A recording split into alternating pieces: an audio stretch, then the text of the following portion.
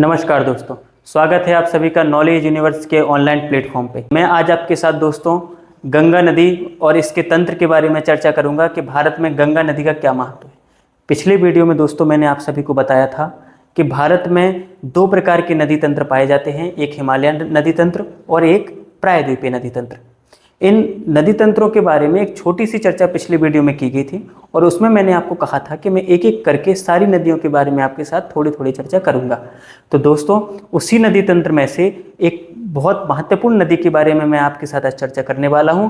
उस नदी का नाम है गंगा नदी। दोस्तों गंगा नदी के बारे में कुछ ऐसे बिंदु हैं के ऊपर मैं आपके साथ चर्चा करूँगा, जैसे गंगा नदी का दोस्तों ऐतिहासिक महत्व है, गंगा नदी का धार्मिक महत्व है, गंगा नदी का आर्थिक और सामाजिक महत्व है, गंगा नदी को क्यों मोक्षदायिनी कहा जाता है, क्यों गंगा में नहाने से हमारे पाप धुल जाते हैं, इसके बारे में भी मैं आपके साथ चर्चा करूंगा। तो स्टार्ट करते हैं दोस्तों गंगा नदी के बारे में जानकारी। तो जो हमारी रिवर है दोस्तों गंगा, तो गंगा नदी स्टार्ट होती है दोस्तों गंगोत्री ग्लेशियर, जो कि आपके उत्तराखंड राज्य में स्थित है। गंगोत्री ग्लेशियर से जब गंगा स्टार्ट होती है दोस्तों, तब इसको भागीरथी के नाम से जाना जाता है, क्योंकि इतिहास में ऐसा माना जाता है कि एक बहुत बड़े राजा रहे थे आपके एक छवाकू वंश के भागीरथ। उन्होंने अपने पूर्वजों को मोक्ष प्रदान करने के लिए कठोर तपस्या की, लाखों वर्षों की तपस्या की और उसके बाद ब्रह्मा जी को प्रसन्न किया। इसके बाद महादेव को प्रसन्न करके वो स्वर्ग से गंगा को पृथ्वी पर उन्होंने उतारा था, इसीलिए गंगा का नाम यहाँ पे भागीरथी कहा जाता है।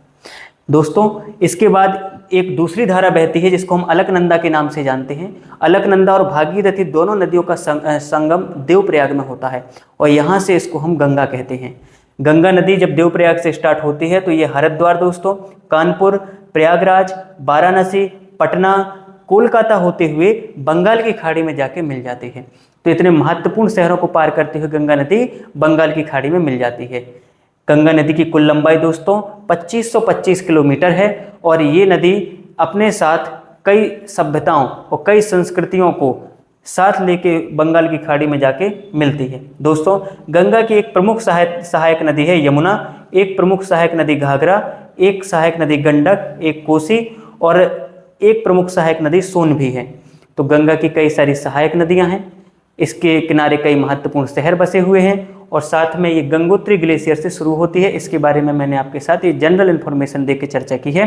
अब गंगा का कुछ ऐतिहासिक महत्व और सांस्कृतिक महत्व आपको बताना चाहूँगा।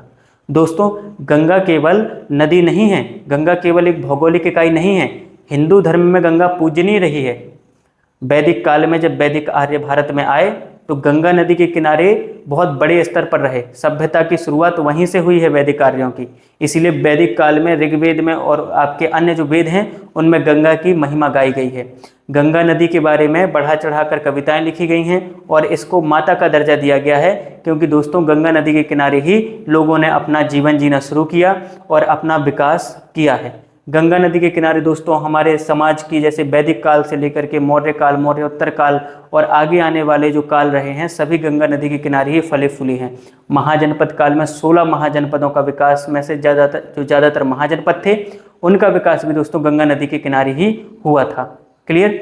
इसके बाद दोस्तों गंगा नदी के किनारे ही हमारे जो वर्तमान की आर्थिक गतिविधियां हैं ये काफ़ी तीव्र गति से हो रही हैं और देश का विकास में गंगा नदी ने अपना एक महत्वपूर्ण योगदान निभाया है।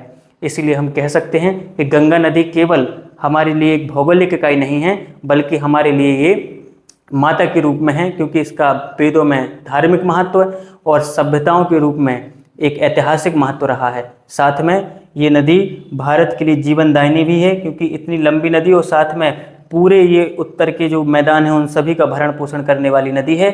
इसके चारों तरफ खेती भी होती है और सबसे ज़्यादा पॉपुलेटेड एरिया भी है दोस्तों। तो सबसे ज़्यादा लोग यहाँ पे खाना खाते हैं, यहाँ पे खेती करते हैं और अपना जीवन यापन कर रहे हैं।